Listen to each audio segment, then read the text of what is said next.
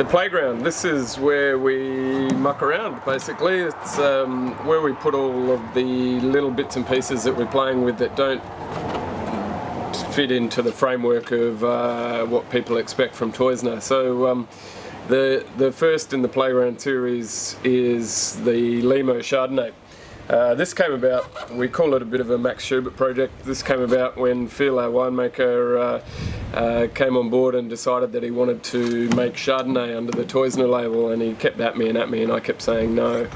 And he just went ahead and bought the fruit anyway out of his own pocket and fermented it in barrel and hid it in the back of the cool room. So I didn't even know this thing existed until about 6 or 8 months after vintage, and I came back from a marketing trip and Phil had actually put this wine to tank and getting it ready for bottling, and I was tasting through the tanks and came across this tank of Chardonnay. I said, Phil, what's this tank of Chardonnay sitting here? And he said, oh yep, that's the Chardonnay you told me I couldn't make. Well, there it is now, what are you going to do with it?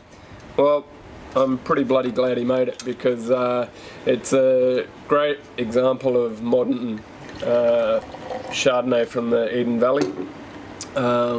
It's spent about 6 to 8 months in 100% new oak, but that oak was held at 0 degrees in a cool room, so it hasn't really picked up a lot of oak flavour, just enough to give it some background palate weight, as it was on full lees for that whole time in maturation. But still a nice acid line and a nice fine Chardonnay with a little bit of sort of palate weight from that oak treatment.